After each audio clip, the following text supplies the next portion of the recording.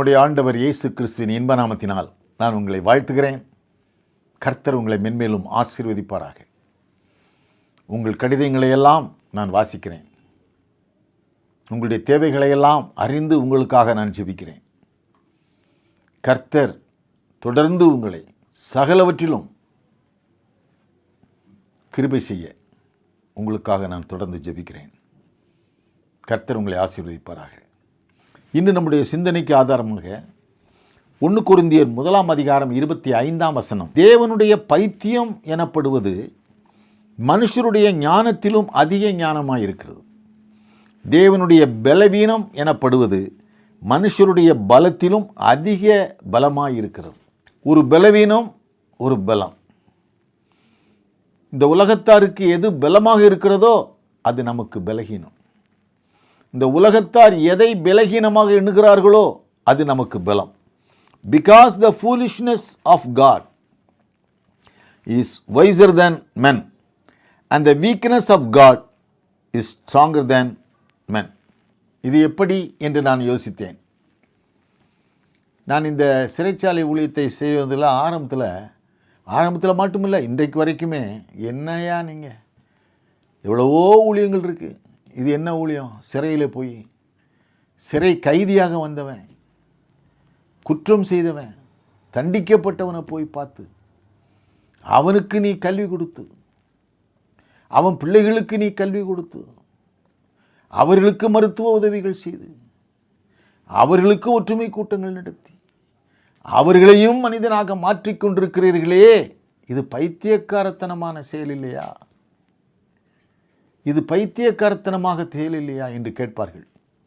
நான் பொறுமையோடு அவர்களுக்கு சொல்வேன், இது கர்த்தர் எனக்கு கொடுத்த கட்டளை. கர்த்தர் இதை செய்ய சொன்னார், நான் செய்கிறேன், அவ்வளவுதான். இது எப்படிப்பட்ட செயலோ எனக்கு தெரியாது. பல ஆயிரக்கணக்கான குற்றவாளிகள் மனம் திரும்பி இன்றைக்கு ஆண்டவரை ஏற்றுக்கொண்டு தங்கள் கிராமங்களிலே சுவிசேஷத்தை செய்தியை அறிவித்துக் கொண்டிருக்கிறார்களே, அது போதும். வேதத்தில் பாருங்கள், எது பைத்தியக்காரத்தனம் அதை பார்க்கும்போது இங்கேயே தெரிகிறது. லூக்கா 15 ஒரு தகப்பன், 2 குமாரர்கள். நமக்கு எல்லாருக்கும் தெரிஞ்ச கதை தான். இளைய மகன் ஆஸ்தியில் பங்கை கேட்டான், அரட்டினான், தகப்பனை வேதனைப்படுத்தினான், வாங்கினான், தூரதேசம் போனான், ஆஸ்தியை அழித்தான், பன்றிக்கு போடும் தவிட்ட தின்றான். பிறகுதான் யோசித்தான், தகப்பன் வீட்டில் எவ்வளவோ வேலைக்காரங்க இருக்காங்க, நம்ம இவன்ட்ட வந்து வேலைக்கு சேர்ந்துருக்கோமே, பன்றிக்கு போடும் தவிட்ட திங்கிறோமே என்று நினைத்தான். திரும்பி வர்றான்னா வீட்டை நோக்கி வரான். தகப்பனார் மேலிருந்து பார்த்துக்கிட்டே இருக்கிறாரு. மனதுருகினார், வேதத்தில் சொல்லப்பட்டிருக்கிறது. ஓடினார், உயர்ந்த வஸ்திரத்தை அவனுக்கு உடுத்தினார், மோதிரத்தை போட்டார், கால்களுக்கு பாதரட்ச, கீத வாத்தியம் முழங்கட்டும், நடன கழிப்பு நடக்கட்டும், மிகப்பெரிய விருந்து செய். தேவையா? உலக பிரகாரமாக பார்த்தா இது தேவையா? அவன் போனானே, போன பயலை திரும்ப வீட்டுக்குள்ளே விடலாமா? இந்த தகப்பன் செய்தது சரியா? இது சிந்தனைக்குரிய ஒரு கேள்வி. இது பைத்தியக்காரத்தனமாக இல்லையா? பெரிய மனிதர்கள் விருந்து வச்சா எல்லாரையும் கூப்பிடுவாங்க. ஏராளமான உணவு தயாரிக்கப்பட்டு விட்டது, விதவிதமான உணவுகள், மிகப்பெரிய இடம். ஆனால் கூப்பிட்டவன் யாரும் வரல, பெரிய மனிதர்கள் வரல. பெரிய மனிதர்கள் வரலன்னொன்னே இவன் என்ன செய்வான்? இவன் என்ன சொன்னான்னா, அவனுடைய வேலையாட்களை கூப்பிட்டு, எப்பா இவ்வளோ பேர் தான் வந்திருக்கான், சரி வரல, நீ போய் தெருவில் போகிறவன், சந்துகளில் இருக்கிறவன், வேலியாக இருப்பவன், அவர்களெல்லாம் கூட்டுவான்னா.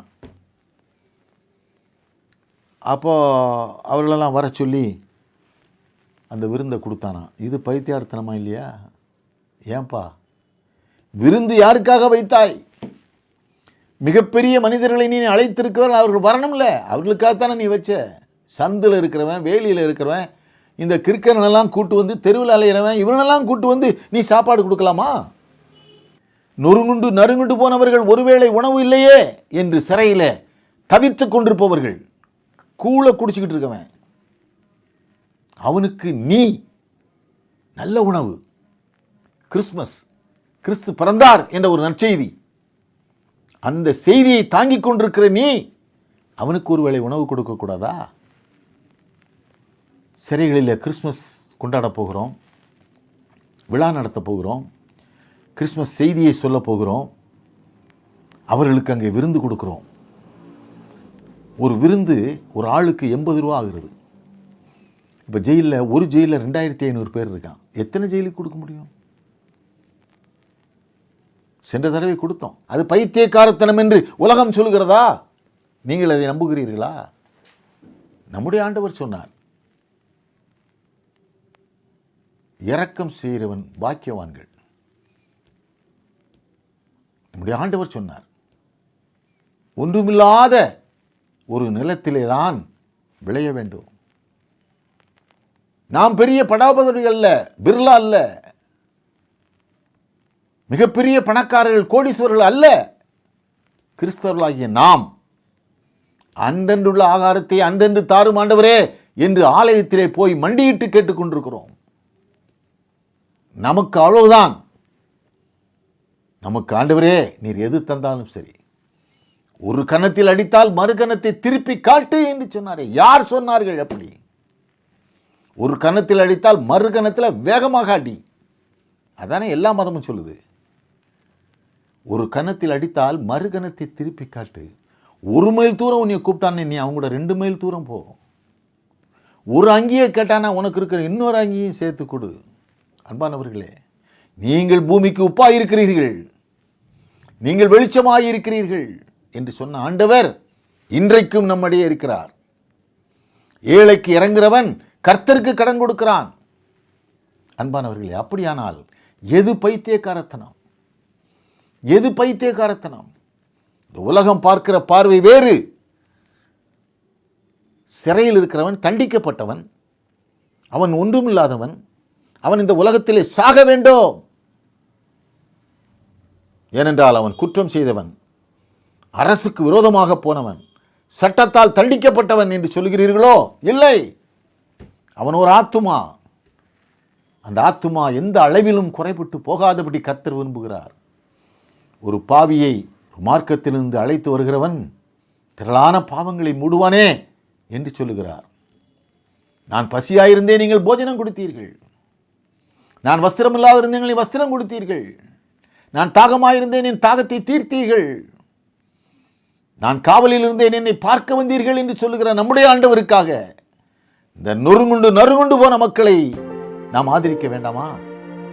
அதைத்தான் நாம் செய்து கொண்டிருக்கிறோம். ஜெபிப்போமா? கிருபை நிறைந்த எங்கள் நல்ல ஆண்டவரே, அருமையான இந்த வேளையிலே சுவாமி உம்மை துதிக்கிறோம், உம்மை போற்றுகிறோம், உம்மை புகழுகிறோம். கர்த்ததாமே எங்களுக்கு ஒரு நல்ல வெளிச்சத்தை காட்டும். அநேக ஆத்துமாக்களை உம்முடைய கொண்டு வருவதற்காக நாங்கள் எடுக்கிற எல்லா காரியங்களையும் நீர் ஆசீர்வதியும் சுவாமி.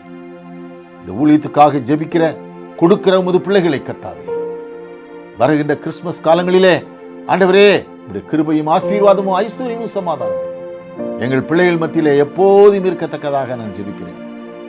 என்றென்றும் இருக்கட்டும் சுவாமி.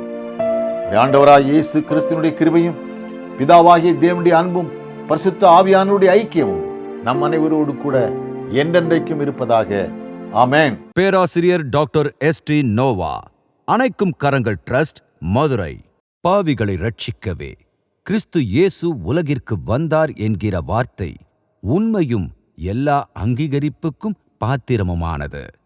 1 தீமோத்தேயு 1:2 இந்த வசனத்தின்படி அணைக்கும் கரங்கள் ஊழியங்கள் தமிழக சிறைகளில் மட்டுமல்ல, இந்தியாவில் உள்ள பாண்டிச்சேரி, கேரளா, கர்நாடகா, ஆந்திரா, மகாராஷ்டிரா, அந்தமான், திஹார் போன்ற முக்கிய மத்திய சிறைகளில் அரசு அங்கீகாரத்தோடு கடந்த 45 ஆண்டுகளாக சிறை நண்பர்களை சந்தித்து வேதாகமங்களை வழங்கி ஆராதனைகள் நடத்தி அவர்களை மனந்திருந்த செய்து வருகிறது.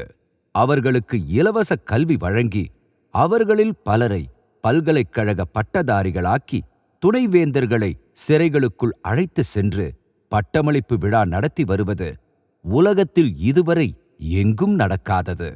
பள்ளி செல்லும் அவர்களின் குழந்தைகளுக்கு இலவச பள்ளி தேவைகள் வழங்குவது, சிறைகளுக்குள் சிறப்பு மருத்துவர்களையும் கண் டாக்டர்களையும் அழைத்துச் சென்று இலவச உதவிகள் மற்றும் கண்ணாடிகள் வழங்குவது. இது மட்டுமல்ல, சிறையிலிருந்து படித்து வெளியே வந்தவர்களில் பலர் தங்கள் கிராமங்களில் சிறிய வீட்டை வாடகைக்கு எடுத்து தான் பெற்ற விசுவாசத்தை காட்டி சபைகளை உருவாக்கி ஆராதனைகள் நடத்தி வருகிறார்கள். 1979 ஆண்டு செப்டம்பரில் அனைத்து கல்லூரி பேராசிரியர்கள் பணி பாதுகாப்பு கேட்டு போராடி சிறைக்குள் சென்றவர்தான் பேராசிரியர் டாக்டர் நோவா. அங்குதான் சிறைவாசிகளை சந்தித்தார். இவர் விடுதலை பெற்ற பின் சிறையில் சிறைவாசிகளுக்கு மறுவாழ்வு தேவை என அரசுக்கு எழுதினார். 1982 ஆண்டு முன்னாள் முதலமைச்சர் எம்ஜிஆர் அவர்கள் சிறைகளுக்குள் சிறைவாசிகளுக்கு மறுவாழ்வு வழங்க அவருக்கு அரசு ஆணை வழங்கினார். இந்த அணைக்கும் கரங்கள் சிறை ஊழியங்கள் தமிழக சிறைகளில் அருள் திரு டாக்டர் நோவா அவர்களால் தொடங்கப்பட்டது. சிறைகளுக்குள் ஆராதனைகள், தங்களது பாவங்களை அறிக்கை செய்தல், மனம் திருந்தியவர்களின் சாட்சி கூறுதல் மற்றும் கிறிஸ்மஸ், ஈஸ்டர் மற்றும் புது வருடங்கள் போன்ற பண்டிகை காலங்களில் சிறை நண்பர்கள் அனைவருக்கும் அன்பின் விருந்து நடத்தி அவர்களை வழிவிலகி போகாதபடி அவர்கள் குடும்பங்களுக்கும் சிறப்பு உணவு வழங்குகிறோம். எல்லாவற்றிற்கும் மேலாக அவர்கள் விசுவாசத்தில் உறுதிபட திருமண வயதில் உள்ள அவர்களின் திக்கற்ற பெண் பிள்ளைகளுக்கு ஆங்காங்கே அவர்களது கிராமங்களில் திருமணங்களை அணைக்கும் கரங்கள் மூலம் நடத்தி வருகிறோம். கடந்த 45 ஆண்டுகளில் 2500 திருமணங்கள் இதுவரை நடத்தப்பட்டுள்ளன. இந்த பணிகளையெல்லாம் அரசு கண்டு தமிழக முன்னாள் கவர்னர் மாண்புமிகு ரோசய்யா அவர்கள் சென்னை பத்திரிகையாளர் மாநாட்டில் வாழ்நாள் சாதனையாளர் விருது வழங்கியுள்ளார். அணைக்கும் கரங்கள் சிறை ஊழியம் இன்று விரிந்து பறந்து தமிழக சிறைகள் மட்டுமல்ல, பாண்டிச்சேரி, கேரளா, கர்நாடகா, ஆந்திரா, மகாராஷ்டிரா, அந்தமான் மற்றும் டெல்லி, திகார் வரை சிறையருட்பணி மற்றும் பல்வேறு பணிகளை செய்து வருகிறது. நம்முடைய மிஷனரிகள் 30 பேர் அவர்களுக்காக ஜெபித்துக் கொள்ளுங்கள். கர்த்தர் உங்களோடு பேசினால் இந்த ஊழியத்தை தாங்குங்கள். உங்கள் காணிக்கையை அனுப்ப அணைக்கும் கரங்கள் trust, account number 13400100006107, Indian Overseas Bank, IFSC code IOB A0001340, branch address Visalakshipuram, Madurai 625014. DD, cheque, money order மூலம் காணிக்கை அனுப்ப வேண்டிய முகவரி: அணைக்கும் கரங்கள் ட்ரஸ்ட், டாக்டர் ST நோவா, நம்பர் 6, கோயில் தெரு, பாரதி நகர், மதுரை 14. இந்த ஊழியத்தை தாங்குங்கள்.